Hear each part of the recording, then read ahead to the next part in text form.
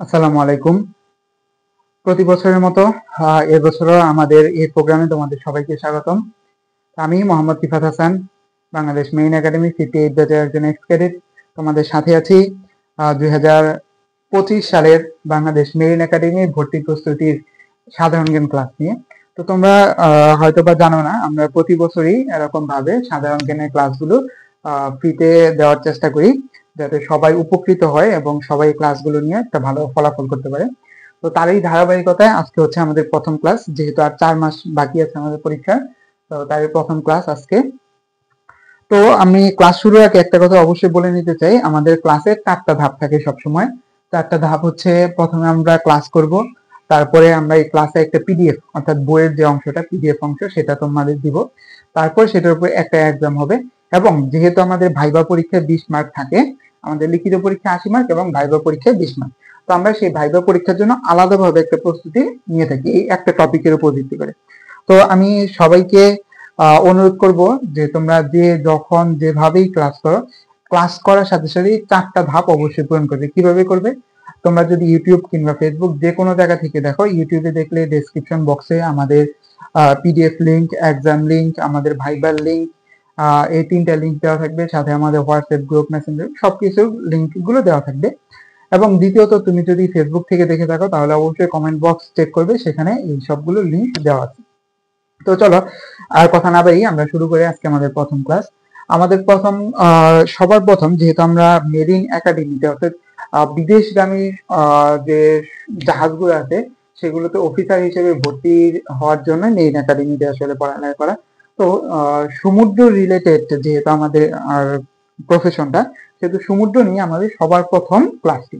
তো সবার প্রথম ক্লাসের মধ্যে সমুদ্র এবং বন্দর, তো সবকিছু তো আর বোর্ডের ভিতরে লেখা সম্ভব না, আমরা ছোটখাটো একটু বোর্ডের ভিতরে লিখছি, আর আমার কথাগুলো সবাই একটু মনোযোগ দিয়ে শোনার চেষ্টা করবে, ইনশাল্লাহ ভালো হবে।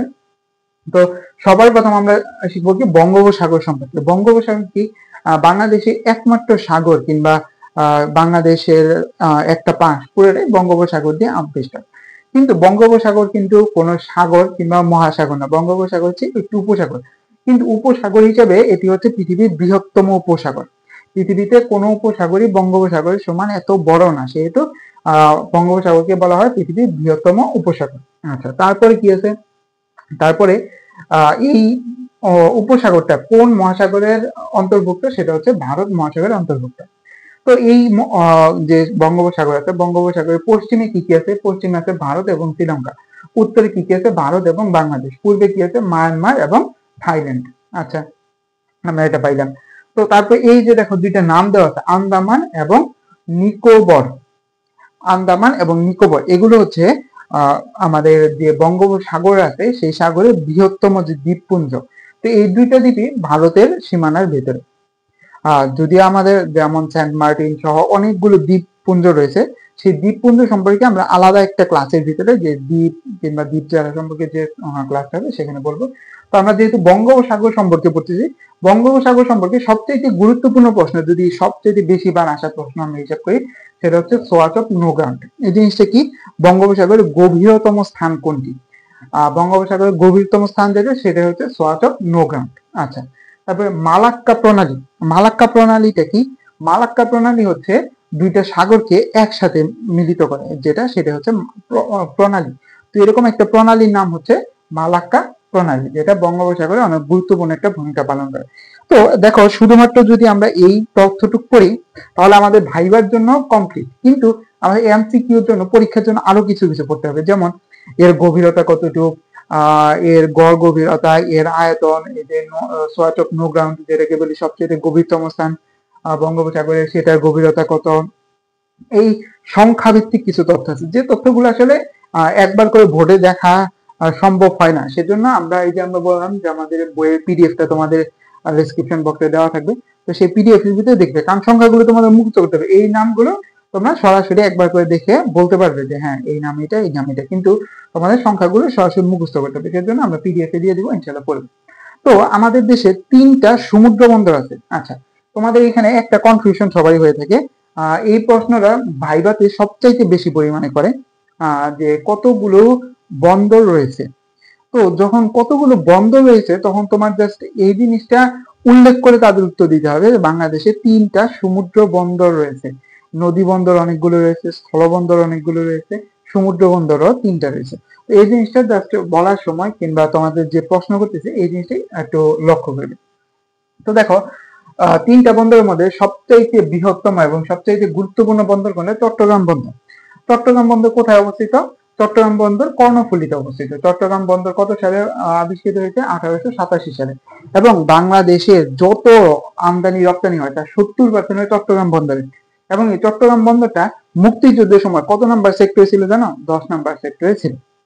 তো তোমরা এখন বলতে পারো যে ভাইয়া আমরা তো সাধারণ জ্ঞান ক্লাসগুলো আপনার ক্লাস দেখে কিংবা আপনার ইউটিউব দেখে আপনার পিডিএফ গুলো দেখে পরীক্ষা দিতেছি, ভাইবার জন্য প্রিপারেশন নিতেছি, সাধারণ জ্ঞান কমপ্লিট, কিন্তু অন্যান্য বিষয়গুলো আমরা কিভাবে প্রিপারেশন নিব? আচ্ছা, অন্যান্য বিষয়ে প্রিপারেশন নেওয়ার জন্য দেখো আমাদের 10 তারিখ হতে, অর্থাৎ আগস্ট মাসের 10 তারিখ এইচএসসি 25 ব্যাচের যে পরীক্ষাটা শেষ হবে তারপর থেকে আগস্টের 10 তারিখ হতে আমরা একটা ব্যাচ চালু হবে, যেটা নাম হচ্ছে অক্টোপাস 2.0। তো ব্যাচের ভিতরে কি কি থাকতেছে? 80টি ক্লাস থাকবে, সপ্তাহে 5 দিন করে ক্লাস, সপ্তাহে 5টি এক্সাম, 7 দিনের ওয়ার্কআউট। 7 দিনের ওয়ার্কআউট জিনিস থেকে আমরা সবাই জানি যে আমাদের এই পরীক্ষার সময় আমাদের কিছু কিছু মানে ফিজিক্যাল ট্রেনিং এরও প্রয়োজন পড়ে। পরীক্ষার একটা পার্ট হচ্ছে ফিজিক্যাল ট্রেনিং। তো সেটার জন্য 7 দিনের ওয়ার্কআউট, সরাসরি লাইভ ভাইবার ব্যবস্থা, অল পিডিএফ, অর্থাৎ আমাদের যে বইয়ের যতগুলো পিডিএফ আছে অর্থাৎ তোমাদের যা যা পড়া লাগবে সব আমরা দিয়ে দিব। এটা কোর্স ফি হচ্ছে 4,499 টাকা। তো এই কোর্সে যদি তোমরা জয়েন করো তাহলে সাথে আরো কি কি পাবে জানো? একটা টি শার্ট এবং একটা বই, অর্থাৎ এই যে আমরা পিডিএফটা দিচ্ছি আমরা একটা বইয়ের অংশ। বইটার নাম হচ্ছে অক্টোপাস। তো আমরা সেই বইটা অবশ্যই তোমাদের দিয়ে দিব। আচ্ছা, তো এখন অনেকে সাধারণত ভার্সিটি কোচিং করে, উদ্ভাসে কিংবা বাইরে কোথাও কোচিং করে, আবার মেরিনো পরীক্ষা দিতে চায়। তাদের জন্য আসলে কি, যারা ভার্সিটি কোচিং করতেছো কিংবা যাদের কনসেপ্ট ফুলফিল ক্লিয়ার, তাদের জন্য আমি প্রেফার করব শুধুমাত্র আমাদের যে এক্সাম ব্যাচ আছে সেখানে ভর্তি হও। এক্সাম ব্যাচে প্রায় 100-র মতো এক্সাম আছে। এই এক্সাম গুলো যদি তোমরা দেও ক্লিয়ারলি, তো এই এক্সাম গুলো যদি তোমরা ক্লিয়ারলি দাও তোমাদের মোটামুটি সব বিষয়, যে কিরকম প্রশ্ন আসবে, আমার প্রিপারেশন কিরকম, আমার কোন জিনিসটা পড়তে হবে, সবকিছু তোমরা এখানে বুঝতে পারবে। তো এক্সাম ব্যাচে ভর্তি হইলে তোমরা কি কি পাবে? এক্সাম ব্যাচে ভর্তি হইলে তোমরা পাবে পিডিএফ পাবে, 7 দিনের ওয়ার্কআউট সেশনে অংশ নিতে পারবে, এবং এই যে আমাদের এটা শুরু হবে কত তারিখ থেকে? 11/8/2025, অর্থাৎ আগস্ট মাসের 11 তারিখ থেকে। আচ্ছা, তাহলে এখন তোমরা বলতে পারো যে ভর্তিটা আমরা কিভাবে হবো? ভর্তি হওয়ার জন্য আমাদের এই জায়গায় একটা হোয়াটসঅ্যাপ নাম্বার দেওয়া আছে 019074836। এই নাম্বারে তোমরা জয়েন করতে পারো। তো এই সংক্রান্ত এই কোর্স রিলেটেড আমরা ডিটেলস একটা ভিডিও অবশ্যই থাকবে, সেই ভিডিওটা তোমরা দেখে নেবে। এবং যদি কেউ এই কোর্সের রুটিন, অর্থাৎ এক্সাম ব্যাচ কিংবা অক্টোপাস যে কোনো ব্যাচের রুটিন যদি চাও তাহলে আমাদের কমেন্ট বক্সে অবশ্যই দিয়ে যাবে তোমরা। তো চলো এখন আমরা আবার একটু পড়ায় ফিরে আসি। পড়াই কি? আমাদের চট্টগ্রাম বন্দর পর্যন্ত পড়া হয়েছে, তারপরে কোন বন্দরটা রয়েছে? তারপরে হচ্ছে মংলা বন্দর। মংলা বন্দর কোথায় অবস্থিত? মংলা বন্দর খুলনা বিভাগের বাগেরহাট জেলায় অবস্থিত। এটি হচ্ছে বাংলাদেশের দ্বিতীয় বৃহত্তম বন্দর।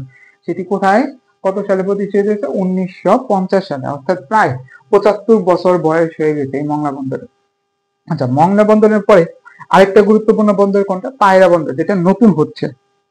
পায়রা বন্দর কোথায় অবস্থিত? পটুয়াখালী। আচ্ছা, পায়রা বন্দরটা রার বা দান চ্যানেলে, অর্থাৎ এটা একটা নদীর নাম, একটা নদীর একটা অংশ, ঠিক আছে? তো সেইখানে পায়রা বন্দরটা অবস্থিত। পায়রা বন্দর উদ্বোধন শুরু হয়, উদ্বোধন করা হয়েছে 2013 সালে, কিন্তু এর কার্যক্রম শুরু হয়েছে কত? 2016 সালে। তো তোমরা এখান থেকে দেখতে পাচ্ছ যে খুবই সংক্ষিপ্ত তথ্য আমরা দিচ্ছি। যে তথ্যগুলো দিচ্ছি এই শুধুমাত্র এই তথ্যগুলো পড়লে আমাদের চান্স পাওয়া একটু কঠিন। তো সেই জন্য আমাদের পিডিএফটা তোমরা অবশ্যই সংগ্রহ করবে। যেহেতু সাধারণ জ্ঞান ক্লাসে আমাদের কি কি টপিক পড়তে হবে এবং কি পড়তে হবে এই জিনিসটার উপর আমরা ফোকাস দিই। কারণ সাধারণ জ্ঞান মুখস্থ করতে হবে তোমার, বুঝাই দেওয়ার খুব একটা স্কোপ নাই। যে জিনিসগুলো বোঝাই দেওয়া সেগুলো আমরা এই জায়গায় বুঝাই দেওয়ার চেষ্টা করি। তো আমি সবাইকে অনুরোধ করবো এই পিডিএফ গুলো অবশ্যই ফ্রি। এই যে আমাদের বইয়ের পিডিএফ, অর্থাৎ এই ক্লাসের যে পিডিএফ সেটা, তারপরে এক্সাম দিবা সেটাও ফ্রি, ভাইবার যে প্রিপারেশন নেবে সেটাও ফ্রি, শুধুমাত্র সাধারণ জ্ঞানের জন্য। তো তোমরা সবাই, আমার অনুরোধ থাকবে সবাই বইগুলো দেখবে, এক্সাম গুলো দিবে এবং ভাইবার যে অংশটুকু আছে সেটাও একটু পড়ে দেখবে। তো ততক্ষণ পর্যন্ত সবাই ভালো থাকো। ইনশাআল্লাহ নেক্সট ক্লাস আসবে খুব দ্রুত। সবাইকে আবারও ধন্যবাদ। আসসালামু আলাইকুম।